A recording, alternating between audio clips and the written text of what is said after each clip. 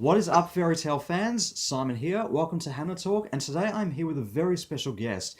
Now, she may not have had an encounter with a flying jellyfish or an encounter with a wolf child, but she certainly has played those types of characters. She's best known as the voice of Kinana from Fairy Tail, Maika from the Certain Magical Index series, Hinami from Tokyo Ghoul, as well as films and series such as Wolf Children, Shimoneta, Fullmetal Alchemist Brotherhood, One Piece, Dragon Ball, Princess Jellyfish, My Hero Academia, and many more. Please welcome Lara Woodhull. Hey guys, how's it going? It's going very well, Laura. How are you? I'm doing good. Thank you for inviting me on. That's absolutely no problem at all. Welcome aboard. And of course, today is a very beautiful day out here in Melbourne, Australia, and of course, a little bit chilly down here. So, and I'm not Well, sure. it's actually been a nice day up here in Texas. I think it got to about 85 degrees Fahrenheit. We've had nice sun, a little wind, Right. a little bit actually back to about normal for spring. We've had some unseasonal rain and cold recently. Okay. Yeah, yeah, because I've completely forgot like the weather because it's spring up there in the States. I think up in as you said up in Texas or I think in the States, and it's I think about winter here in Australia. So it's Yeah, we should have different hemispheres. It should be different seasons. that's right. Yes. That's exactly that. And did I pronounce the your name correctly? Is it Lara Woodhall? Is that how it's pronounced? Yeah, you. Congratulations, you're one of the first ones to get it on the first Oh, go. fantastic. Anyway, getting right into the first question. How did you get started in acting? I mean, it really was sort of luck and timing is the best way to put it. Um, in Texas, or at least in my neck of the woods of Texas, we have what's called career day when we're in sort of the beginning of our secondary or end of our primary school, where adults come in and they talk about their jobs and how you could do that or what it's like in the area working that job. I mean, we had a butcher, we've had firefighters, and we had a voice actor who happened to go by the name of Chris Sabat. Wow. One and only career day he has ever done. Um, Wow. and he was technically on the other side of the sixth grade hallway. There were enough kids that they split us up into two hallways. Um, and he was doing a favor to an old high school friend that he would go in and talk. So I knew he was coming. I had my Dragon Ball Z fan art and everything ready. But then it's like I couldn't get over there. So I snuck out at the end of lunch to go talk to him. Thought I could sound like an awesome Mr. Popo, which his comedy fired my Popo. And he also brought with him a very young Eric Vale. Oh, He wow. had just started, like Future Trunks was just showing up in Dragon Ball Z. He wasn't even with the Union yet, so he was going with his original name and everything. So, I mean, that's how long ago it was. It was 2001. Wow. That Um, so little me is going up wearing my Dragon Ball Z shirts, not fitting in with any of the girls in middle school. The guys think I'm weird that I like the action shows, and I'm like, I want to do this.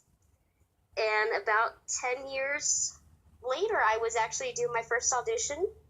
2 weeks after that, I got called in the booth. But w- my audition was the Monday after I graduated college because I went in that Saturday to the ceremony and told my mentor what the phone call I had gotten the day before. right. Fantastic. So, and do you know what that particular role that you've done was for? I'm sorry? Oh, sorry. Do you know what the and what was that you spoke about like the first audition that you had? Do you know what Yeah, that it role? was Clara from Princess Jellyfish. Wow. That's what I ended up booking. But I remember I auditioned, they give us a book, and we usually pick two or three characters. So I remember I auditioned for Clara, Tsukimi, and oh geez, what's the name of the role Monica got? The sort of crazy toy Three Kingdoms fan. I just forgot. But I was trying to do the whole range as much as I could, since that was my very first time in there. Right. But I just remember seeing bubbly, cute, slightly annoying. I went, I can do that. And I left feeling a little bit cocky, and then afterwards I'm like, oh, I was too cocky. But I got told I was coming back in for another round of auditions, but Bevins walked up to me and said, oh, no, you actually got the job. And I was like, oh, really? And I remember sneaking outside to call my family going, oh my gosh, it's real, I got it. Which, I mean, NDAs, we aren't supposed to talk about it. They didn't know what I was working on or anything. They just knew that whatever I auditioned, I said, I made it. Wow. That's fantastic. Now, it seems like we're jumping ahead just a little bit here, but who or what would you say that encounter with Chris Sabat and especially with Eric Vale there really kind of inspired you to go into acting? Yeah. At that point, I had been in one play in middle school. Like had ended about a month or two prior. That was the first play I ever really did. I was Amy in Little Women. I thought it was Wow. fun, and I was one of the 2 6th graders that got cast. But that was the first time I'd ever really thought about voice acting or even like thinking for cartoons. I mean, obviously someone had to do it, but I never really went, oh, I didn't, I guess I hadn't put 2 and 2 together. Ah. But then I'm like, this would be cool. And I mean, of course, every teenager goes, I'm going to do this for popularity, which I read they used to have a series called Beckett Magazine for Dragon Ball Z. And I read all the interviews, read that you would have to love ramen and it wasn't high paying or get another job with it. I'd go to the conventions and listen and sit in the panels, ask questions. And it just sort of started growing from there. What? That's But, oh, fantastic. definitely, that was the turning point. That's the first time I actually had a dream in school and actually wanted to stick with it. That's Everyone says I'm going to be a basketball player, or I'm going to be a pop star. I was like, I'm going to be a cartoon character. every kid's dream right there. Mm-hmm. And hey, that one actually stuck. In fact, it actually did. That's fantastic. Now, and of course, with all the roles that you've done and that you currently do, are they all audition based? For the most part, yes. Funimation definitely would like to be able to do auditions all the time. I just use them in particular because that's my area I'm with the most. But with the simuldubs that are happening right now, like My Hero Academia or some of the more recent shows, like Fruits Baskets, those that run on the weekly schedule, they're doing some based on knowledge and trust, where they know these voice actors, they know their schedule, that they're reliable. And so going based on their knowledge of the ranges of these actors and some talk around the studio of recommendations of what these ranges are, they'll do some pre-casting. Right. But definitely for some of the larger roles, if they have time, they will always do casting and Right. auditions. Because, I mean, it's like we all take classes, we keep learning, so hopefully we've grown and improved a different section of our voice. So I love auditions as a chance to show them what else I've been doing, what I've been working on. That's fantastic, and that's a really good way to see it as well. Mm-hmm. Because like as you just mentioned, for the most part, even though like it's very audition based, even though you have some voice actors that have been in the industry for a lot longer than they have, but yet you still hear the stories about them saying, "Oh, we're still going to do auditions in this sense." But you look at it as like that. You look at it as a chance to show off what you've been learning for like about certain roles, like you've been experimenting with like different voices, different ideas for the characters and Mm-hmm. such. That's a really good way to see it like that, which is fantastic. And also, I mean, with an audition, you may have a perceived character in mind, or the director does, but sometimes someone just comes in with something completely 180, and you're like, oh, I had not thought of that, but now that you have done that, I can't picture it any other way. That's fantastic. And anime, or at least with Funimation, because there are so many actors that they know and we have a very large roster, they're able to do that. But on something like commercials or video games, anything typically within a serious union-based job, those will always be auditioned unless they have a long-standing contract with someone. A national company might have a contract where every time they do an ad that they'll use the same voice actor. They have become the voice of the brand. Mm. I certainly can. It, That's certainly true because you hear across like a lot of different actors that have played specific characters for such a long period of time. You immediately resonate. You immediately know that voice actor. You immediately think of the voice actor to that particular character. Like in the case with like with Chris Sabat, for example, who is best known for playing like Piccolo or Mr. Popo, but in particular Piccolo, which is one of his most famous roles. You instantly think of Chris Sabat whenever you think of Piccolo. Like he was just born to be that character. right. It, It's called typecasting, yeah. which it used to be sort of frowned upon. We'd all go, ugh, I want to break out the mold and do other stuff and be different. But at the same time, that means we have a guaranteed area that will more than likely get a job. Mine is children. Mm. When you can sound like this and do a little voice very easily, that makes it a lot easier where they don't have to go out and cast people. Because a lot of, they won't go and cast children like Funimation won't. They want Mm. you to be of legal age to work. So, I mean, occasionally a niece or nephew of someone might come in town and maybe they'll get a little giggle for something. Excuse me. No, that's okay. Um, but yeah, they won't cast it. That's where you have like myself, Allison Victor, and Monica Rial, a whole bunch of people that are just known for doing the children types. Hmm. That's definitely true. Even though there has been, there was one instance that I remember where, like, and you brought up the idea of Fruits Basket as well as with Fullmetal. Well, I mentioned about Fullmetal Alchemist. In the original Mhm. Fullmetal Alchemist series, Alphonse was originally played by Aaron Dismuke, I think his name is, Right, when he was and just a yeah, child at Disney, that, when he was and just a he kid at that was time. actually he's related to some of the staff, Oh so wow. that's how he got his initial audition.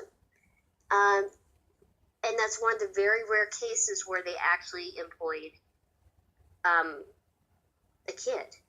Now he grew up with that part. Hmm. And that's why in Brotherhood they had to recast it because his voice had changed by the time they were ready for it. So it didn't have that childlike quality and innocence anymore. And Right. he's a great guy. He does a lot of good stuff. But puberty can be a bear to a career. That's definitely true. But he's gone on to play such other amazing roles after that. So hats off to him for continuing to do that. Oh, Really. yeah. Now, going into the next question, where you mentioned about with walking into like a series and such, do you walk into a series or a project expecting to play a certain role or having an idea for what the story is about, or is it just like a jack in the box where you don't know what to expect? Um, the only way I really know anything is like with the simuldubs when they announce what shows they've recently gotten the license for. Then I can read ahead, maybe find a couple of chapters of manga just to get a basic feel. But for the most part, I like to go in surprised. I feel like that builds a more natural reaction. Right. If I know that character A, B, and C are going to go through something traumatic and it happens here, I already know and I'm waiting for that to happen. But if suddenly while I'm in the booth, like we did that with Tokyo Ghoul, um, I hadn't watched anything. I really hadn't gotten a chance to read it. So that was all as it was happening on screen. Right. We watch a little bit. The process when we record is we have one screen that shows the picture, another screen that shows the script in English. We will watch whatever chunk of script we're about to record in Japanese, get a feel for the emotion and timing, and then we'll go for it again in the English. And that's all that I had actually seen. Right. So, um, spoilers, when something traumatic happens to Hinami, I'll try to keep it light like that. When the traumatic stuff happens to Hinami, that was me having just watched it. Wow. So I really feel like I can play it more realistic then. Right. Fantastic. That's fantastic. That's really amazing.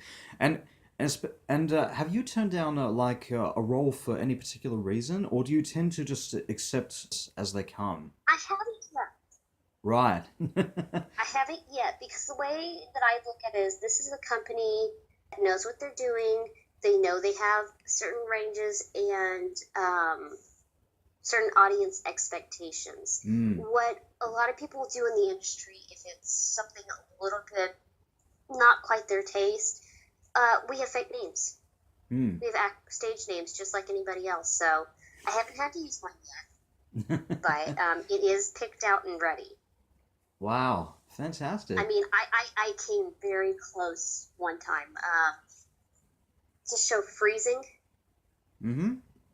That was probably my second or third year of voice acting.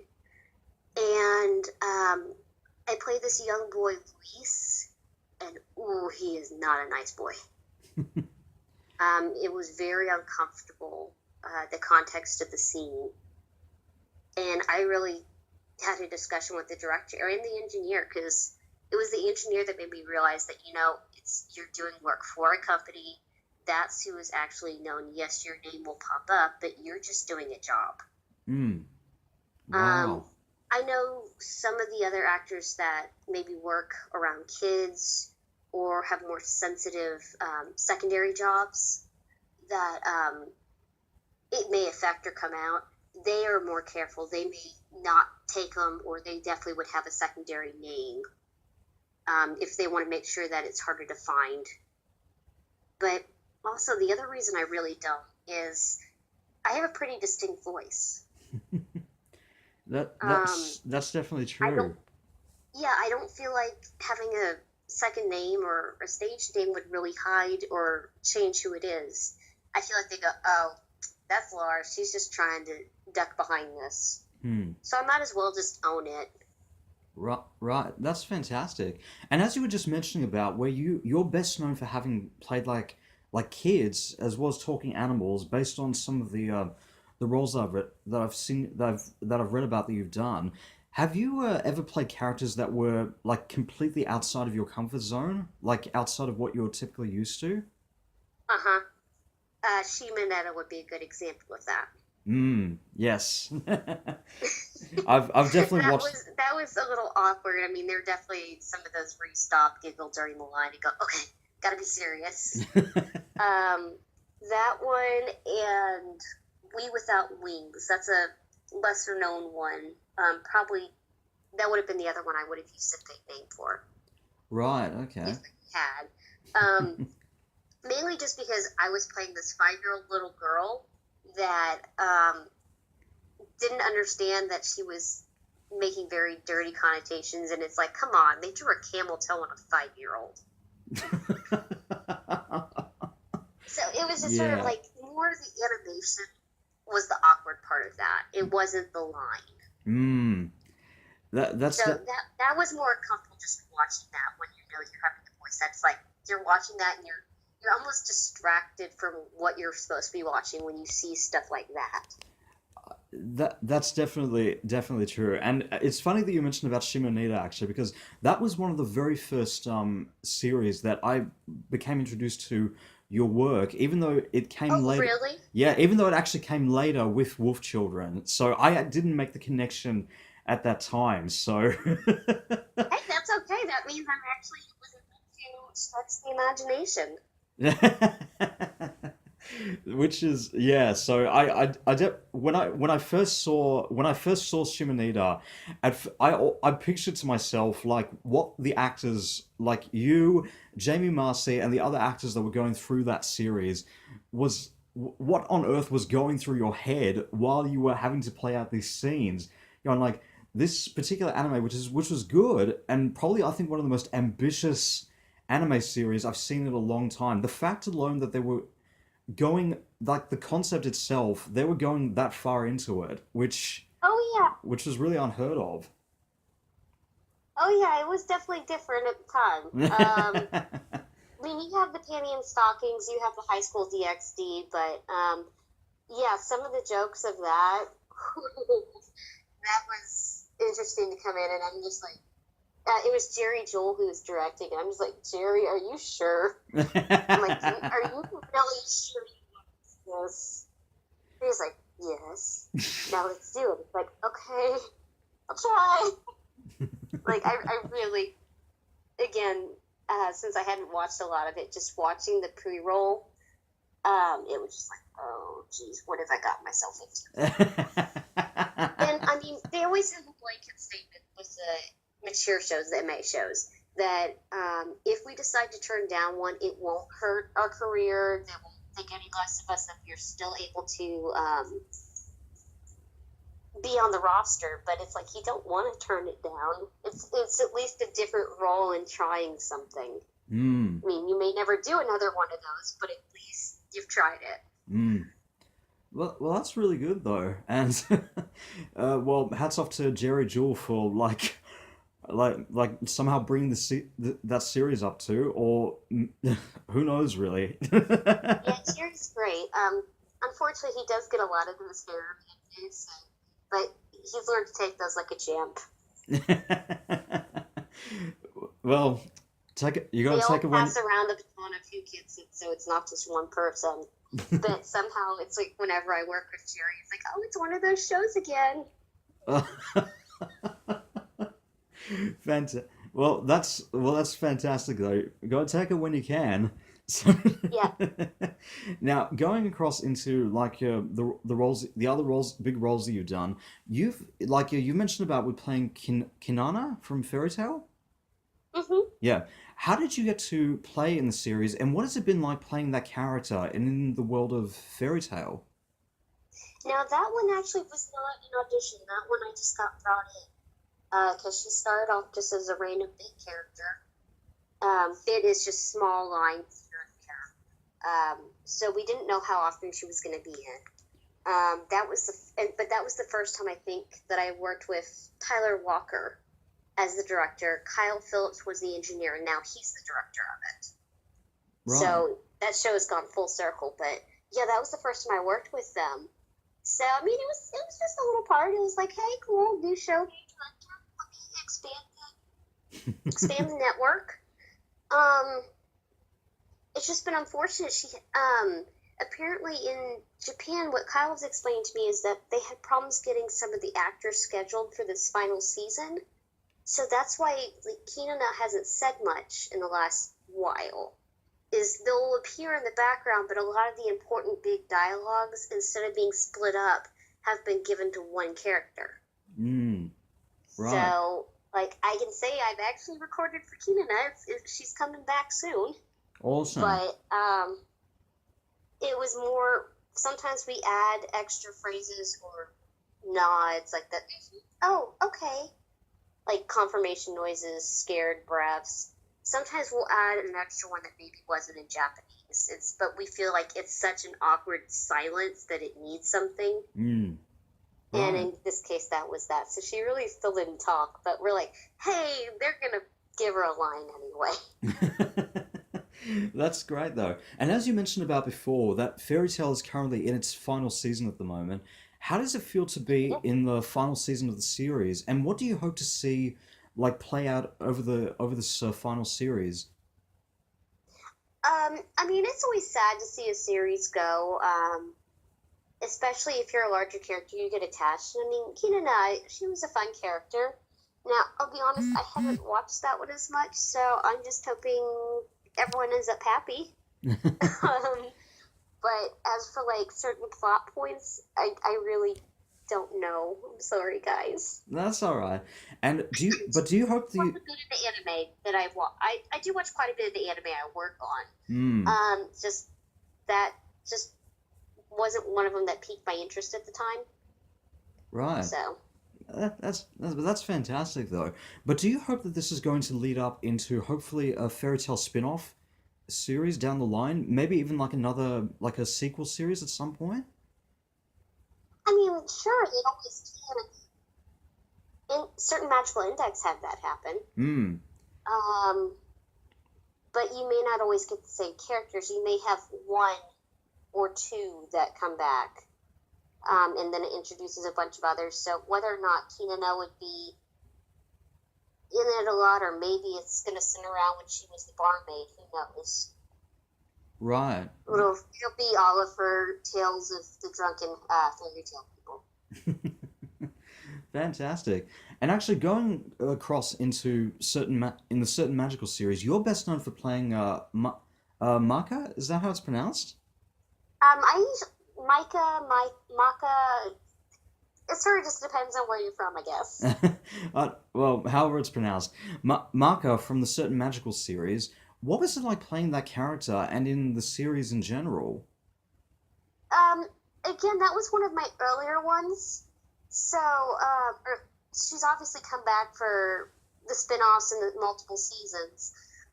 She's definitely been sort of fun. I like to joke and say she's riding on a giant Roomba, one of the mechanical vacuums. So I feel like the meme where the cat is sitting on the robotic vacuum with the shark outfit. I'm waiting for that to happen. But no, she's fun. She's just a nice little bit of comic relief occasionally. And sometimes with some of the shows, you just need that. That's definitely true. You definitely need characters like that. And that's fantastic. And you spoke about, of course, with like the spin-off series. Do you think that we're ever going to see another certain magical series down the line? Maybe even another spin-off series? And if so, what would you want that to focus on? I really think it just depends on the popularity of the show and how well the spin-off would do. Hmm. I haven't gotten to see the numbers or the ratings for any of it, so I think that will have a lot to do with it. It just depends on the demand for the material. That's definitely true. And that's that. Fingers crossed then. So, so now going across into a lot of the other roles that you've done, you've played in not just anime, but you've also played across in video games and film Yep, from characters in yep. series such as Kid Yuki from Wolf Children, which was actually one of my first, my true introduction to your roles, and was probably, in my opinion, one of the best anime films I've seen in a very long time. It was absolutely Oh, fantastic.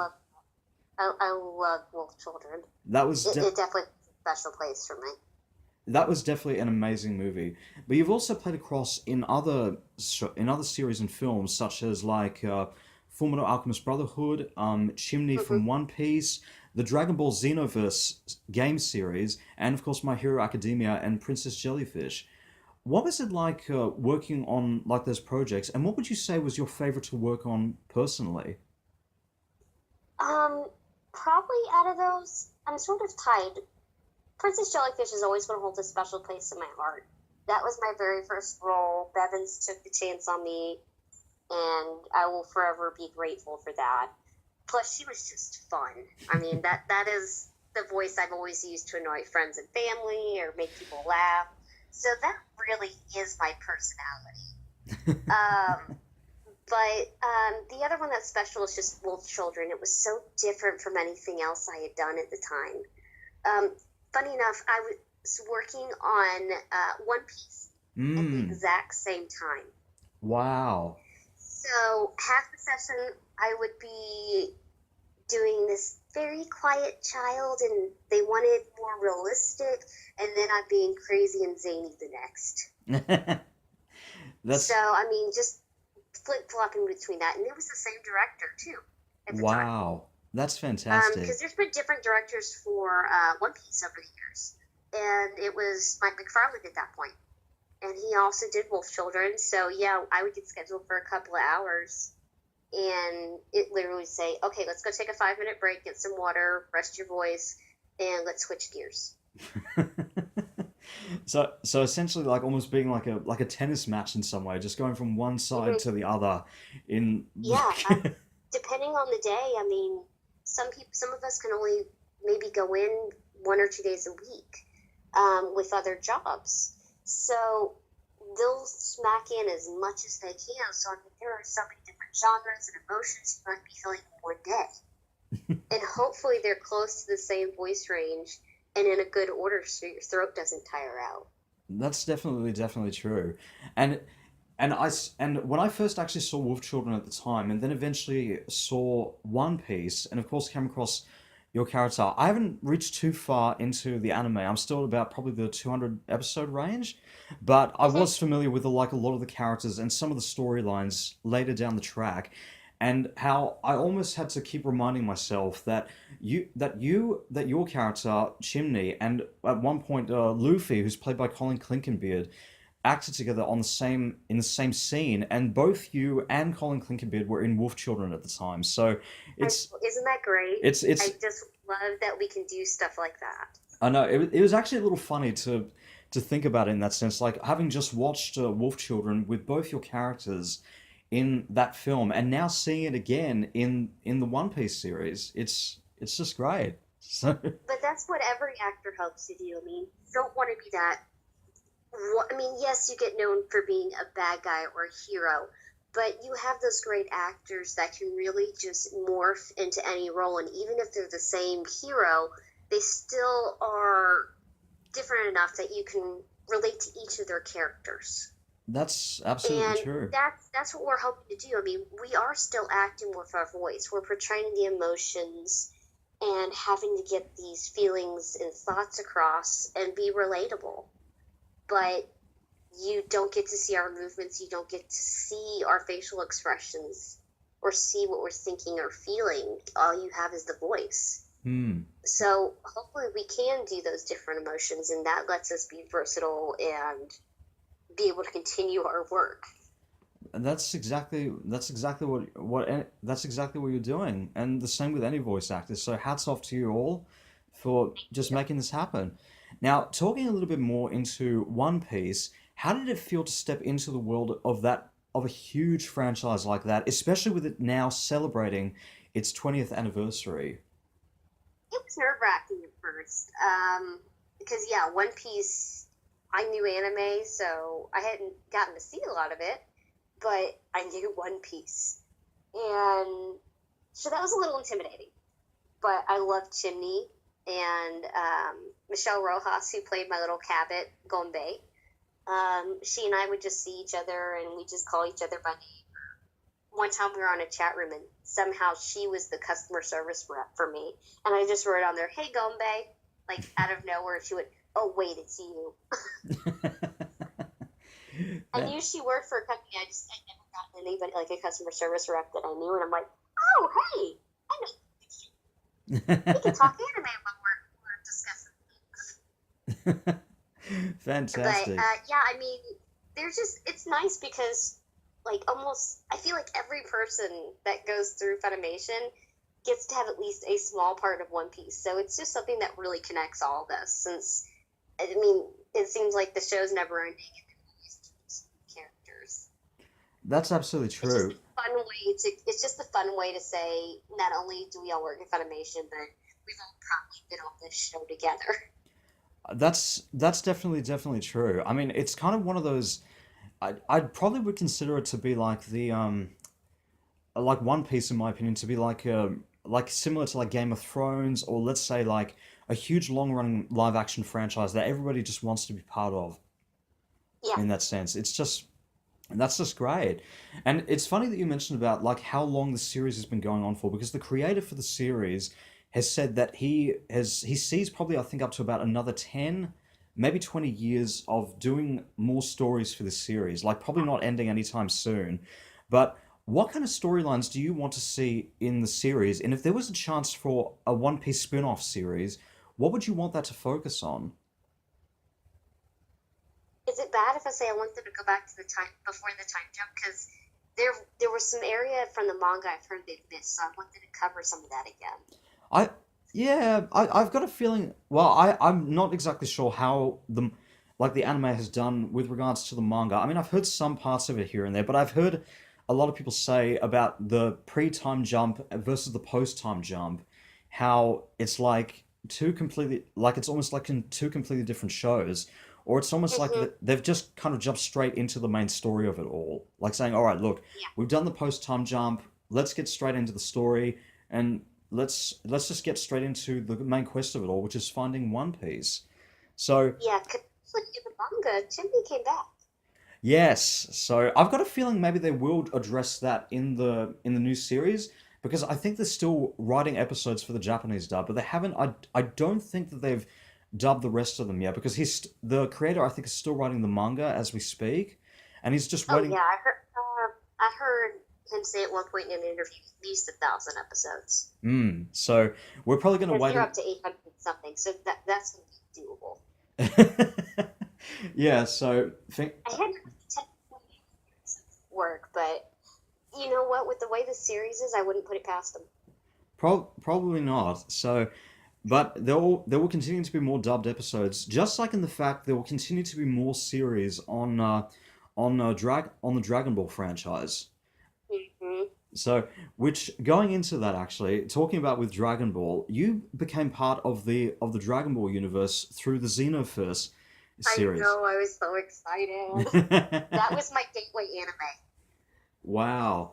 And So, how did it oh my feel to? gosh, to be part of the series, that Mm, was a dream come true. I can imagine. And do you hope to see yourself like being part of the next Dragon Ball project, whether it's going to be a video game series or whether it's going to be part of the actual anime series? I would love to. I would love to. I'm always talking with them, going, "Hey, when can I get in?" Or "What's the next thing?" I've done auditions. Um, like I can say it now. I was one of the finalists for Zeka. Wow. Fantastic. Um, that one was a big enough role they actually had to send to the producers at Toei, and they had the final say. So, I mean, I love what Sarah has done with it, but hearing our auditions, it almost could have gone either way because Mm. we did very similar auditions. But yeah, just that part ended up going to her. I love what she's done, and I think she's great for the part. But that's the great thing with voice acting. A lot of people think we're all competitive, and there might be drama, and yeah, there are some clicks. It's just like any other group. But I look at it as, ooh, what did they do different? What can I take away from this? And I'm just a big cheerleader for everybody. That's So fantastic. I accidentally scared one person after an audition for one of the latest Simuldubs mix.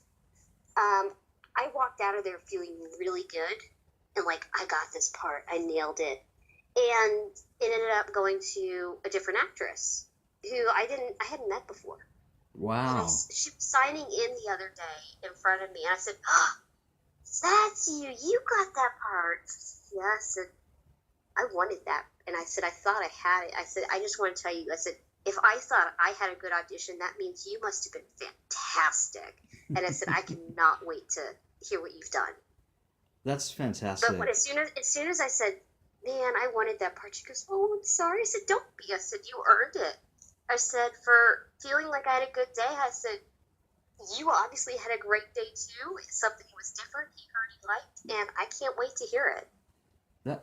That's fantastic, and that's a really great way, I think, to see it like that. Because I think with any sort of like position in the entertainment industry, like whether it's voice acting, whether it's being a musician, whether it's acting or any part of the entertainment industry, there's always that perception of competitiveness in regards to jobs and such. But no, it There should. is. Oh, There really? is.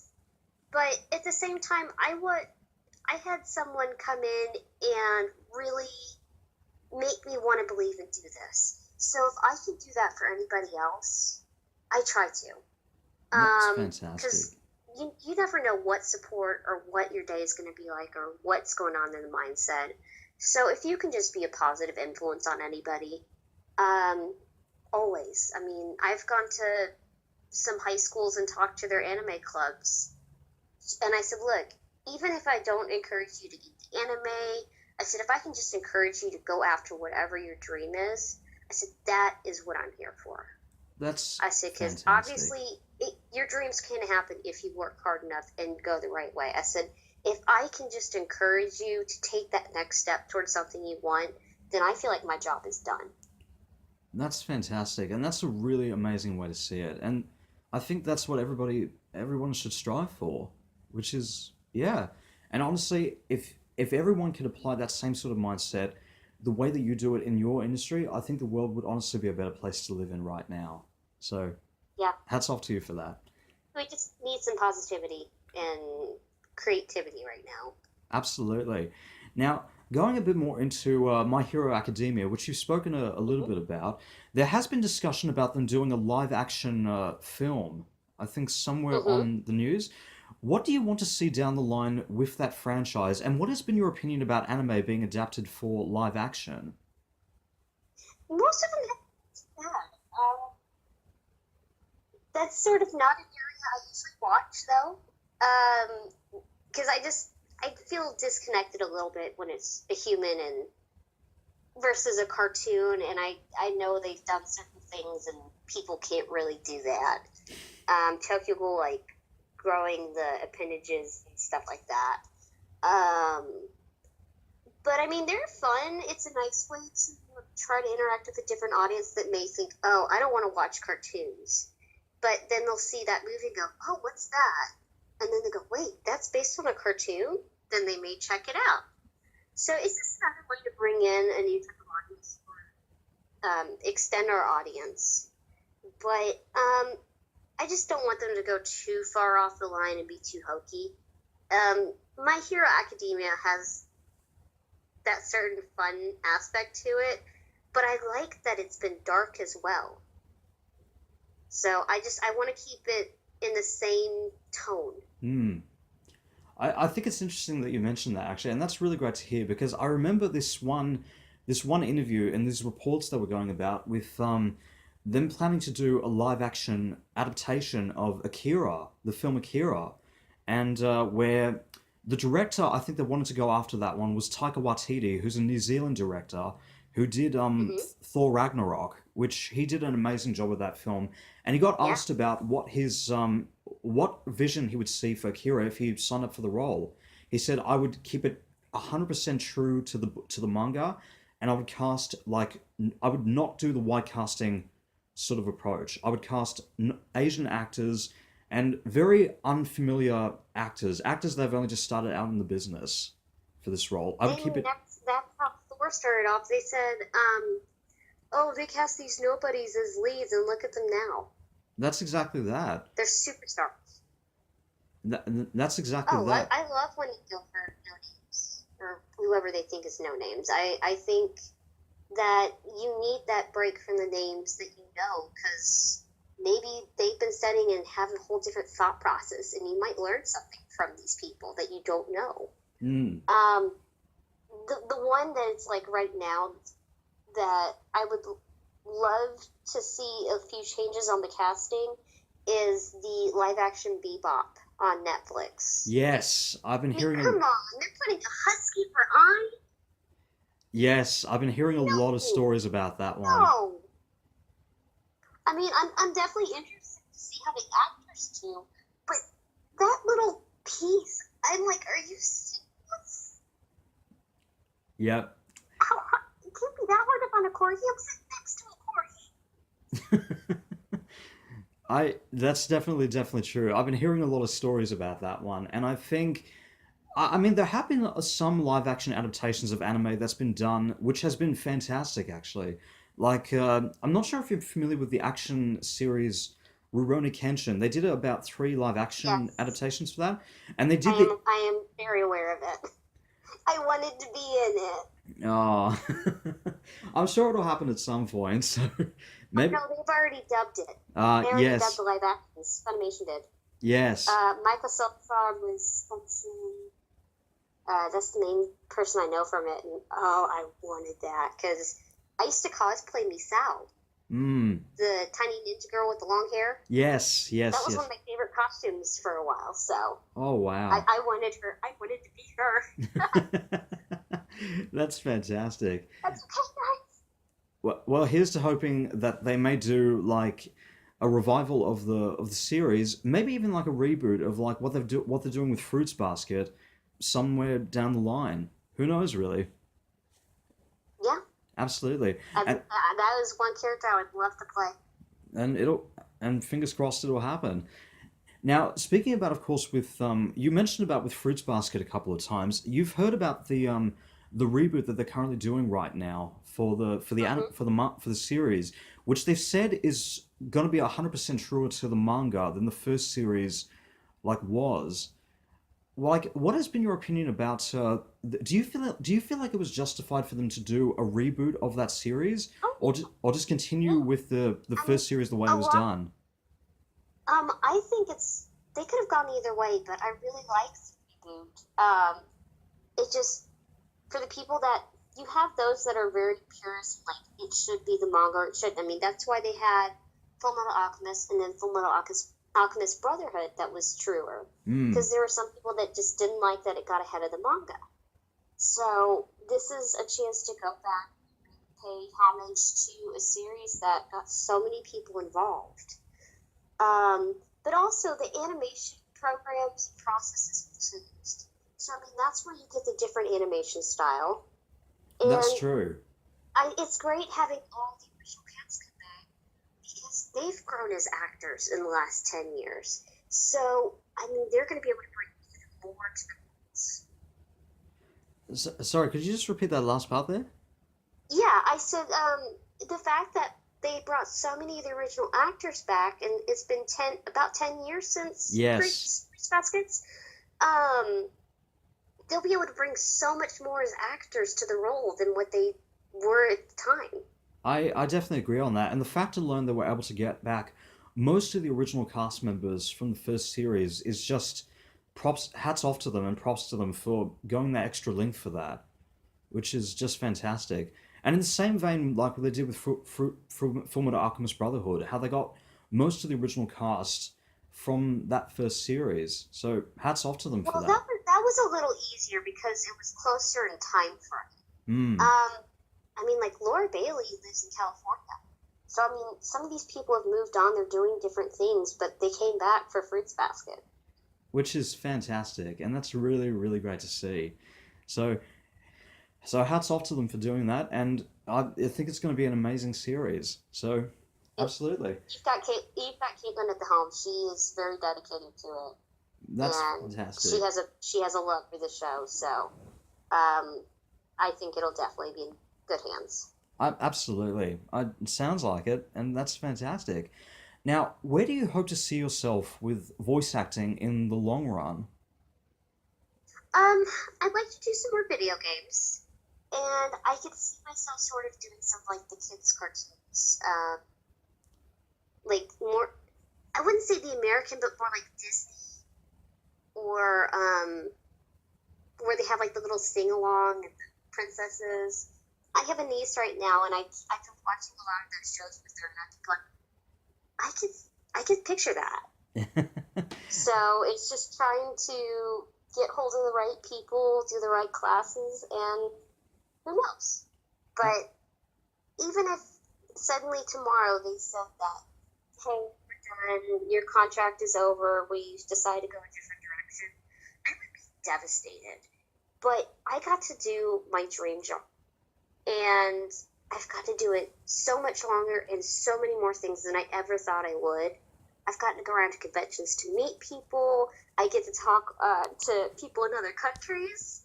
I mean, as a kid, I definitely couldn't have pictured all of this. I knew they did it because the conventions were going on. There was the interviews and everything. But I'm still stunned every day. I've told all my family and friends that if it ever gets to my head, they have free reign to smack me in the back of the head and get me back to my senses.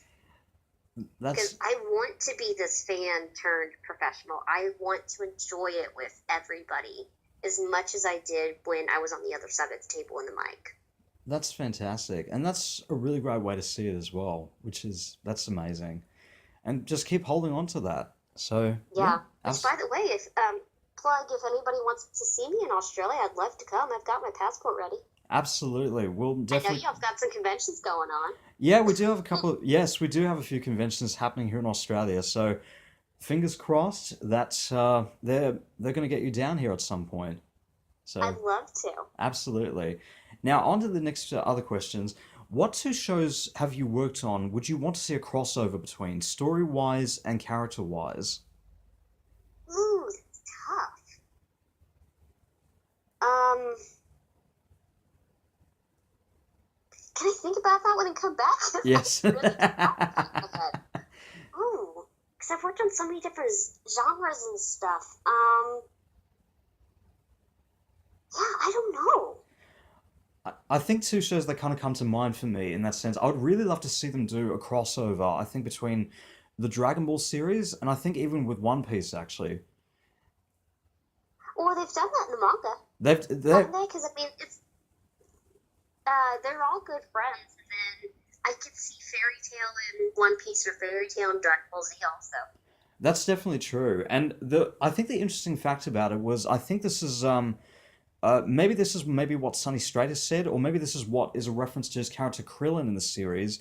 But in Dragon Ball Super, they actually played the One Piece theme song on his ringtone. So Oh they actually yeah, I mean they got permission to do that, but it was definitely a joke and an homage to so One Piece. so if that's a bit of a reference to them saying, "Yep, yep, this if this is signaling as a crossover between these two shows happening at some point, it may happen. It may happen." I think it was more just a joke that they did that, but hey, you never know. Exactly. And there have been a lot of shows that have done like crossovers between each other that you never would have thought would happen in a million years.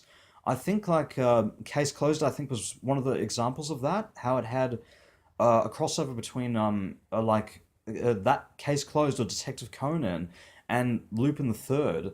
Like, and when I first heard those shows together, I went like, what? I never would have pictured that in a million years. So who knows, really? But it could definitely happen. Like, fingers crossed, and just contact all the fans out there. Just try to contact Funimation and get them to do a full Dragon Ball One Piece crossover at Oh some no, point. okay. I will say you're directing it the wrong way. Funimation doesn't actually have control of that. It Oh, would be the studios in Japan. right. Well, whoever So isn't the animation studios, like Toei and whoever does One Piece, right.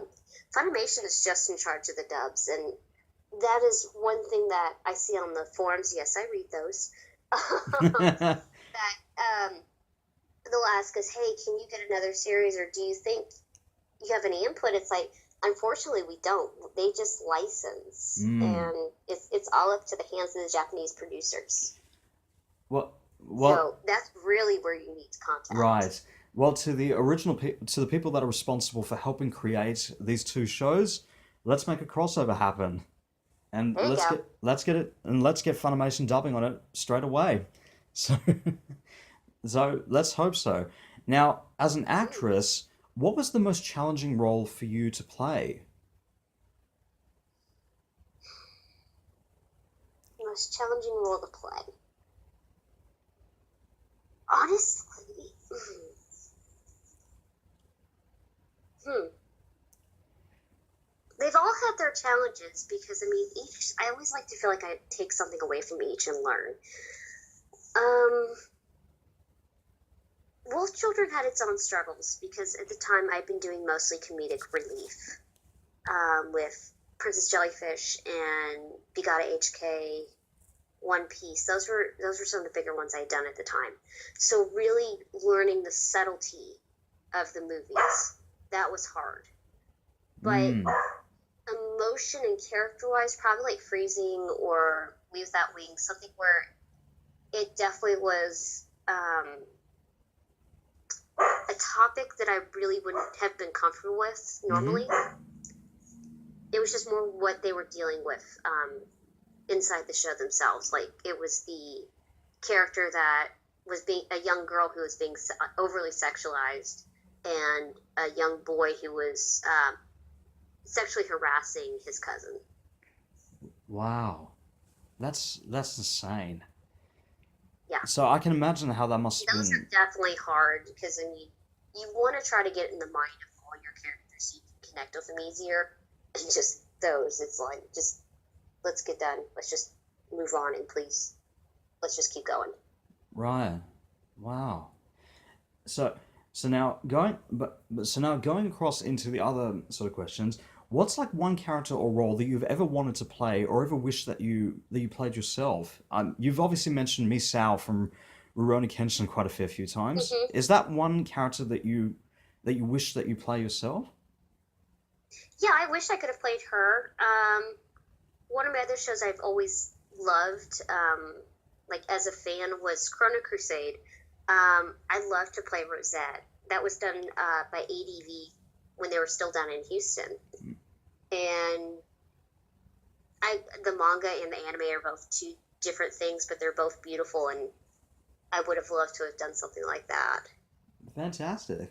Because she was just a very complex character. It was a teenager that was dealing with the loss of family, trying to save the world, and figure out who she was as a person. It was just there were so many layers to her. Fantastic. So that's amazing. And now, with all the roles that you've done in the past and currently do, what would you say is the one role that resonates with you the most and you feel like you could relate to as a person? Honestly, the one even my family says I'm most like is Misato from Bigata HK Yamada's first time.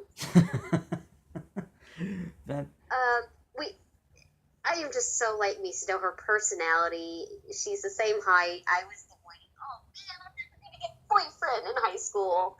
And there have been jokes of, oh my god, who stalked me back then? But yeah, my parents actually are very supportive of the anime. Um, we got them, my sister and I got them into Dragon Ball Z, so we would sit down and watch it every night after my dad got home from work.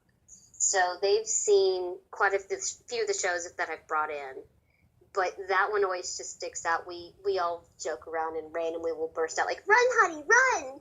And oh man, I'm never gonna get a boyfriend. It's just like it's fun. It's one that we've used to joke around a lot as a family. That's fantastic, and that's great. Now, And I've actually cosplayed her, so you can actually go see me look like her too. I think I posted that on my fan page on Facebook. well, I've seen a couple of fan pages, and I've seen people doing collages of like characters that the actors have done. So if I spot it, I may be able to. I may Okay, see. well, mine is Lara Woodhull voice actor. Mm, So that is actually run by me. You talk to me. I mean, I'd always be the quickest to answer, but that is me you will talk to. right. So, Okay. So I may have to spot that picture and see if it's there. But that's fantastic though. So yeah. And a couple of really head scratches here. What is your view on where the voice acting and the animation industry stands within the entertainment industry? I wish they would go back to having more to no name, like in the major movies. Like, yeah, it's cool that The Rock was in Moana, but he's got enough stuff going on. Let us have a chance to have some fun. So like just going back to using like actors within the voiceover industry, not just casting like such huge names like The Rock. They do that because it's a way to draw in the adults that are going to Mm, take the kids to the animation. right, If they see a name they recognize, they're more likely to go sit for the 2 hours for this movie than ever would have seen otherwise. right. That's definitely true. And if It's, you it's a marketing mm, it's a marketing ploy 100%. But and some of them are really good. I mean, I love the props. I mean, like Steve Carell, Despicable Me. My gosh, that I love that movie. But I mean, who knows if someone random and obscure could have gotten it? What else would have happened? mm, that's definitely true. Now, if you could change one thing about the entertainment industry, what would that be? The click, the fact that there are clicks. Um, I mean, there's just so much drama going on, and some of it is within good reason.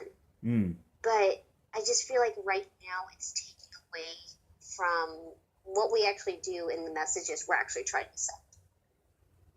right. So, I'm not going to get into what those issues are because everyone already knows what they are, and I'm not adding my cents. I have stayed neutral this entire time, and there's a reason for that. I definitely agree on that. I just want to actually have our work actually speak instead of the drama. That's fantastic, and I definitely agree on that. I mean, I'm not going to mention about like some of the events that have been happening in the industry for the last few months, but I definitely agree that it needs to focus on like just the joy of the industry and the joy of just bringing like these shows and these characters to life, really. Yeah, Like, I mean, they were going to happen either way, and things become public knowledge and record, and so it's going to come out. But it's sad that it really has turned the community into just war. I definitely When agree. it should be that as fans we're all working together to support the industry. I definitely agree on that, and that's what it should be. And let's just keep our fingers crossed. It's gonna come back to that, which I'm hoping it will very soon. So yeah, Yeah, absolutely. Now, without getting into any spoilers, what's next for Laura Woodhull for the fans to know about? I don't know because I have a little document called a non-disclosure Mm, agreement. So if I accidentally say something, bye bye work. But the only thing I can say is I really don't know when it's coming out. I did record a video game part at the end of last year, so that will be at some point. I'm fan- really excited about the character, but besides the initial recording, I haven't heard any news out of it. right, okay, that's fantastic. So keep keep your fingers crossed, your eyes peeled, and we'll see what happens. That's fantastic. Absolutely. And final question, what do you think Kinana would say if she was in Australia? Ooh, would she say, good day, and thank you for having me, and it's so nice to meet all of you. Fantastic. That's really, really great. Lara Woodhall, thank you so much. It's been an honor. Hey, I've enjoyed it. Thank you for having me. That's no problem at all. And is there anything you'd like to say to the fans out there in Australia and in the world? Hey, let me drop a line. Let me come by sometime. Let's have a party. But otherwise, just as a fandom in a whole, let's just keep having fun and enjoying it together. That's exactly that. And just keep thinking like that. So thank you so much for that.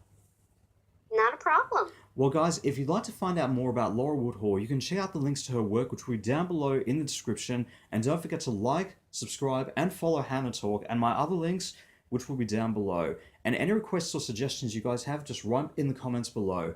Thank you so much. This is Simon and Laura Woodhall signing off. Bye for now. Bye, guys.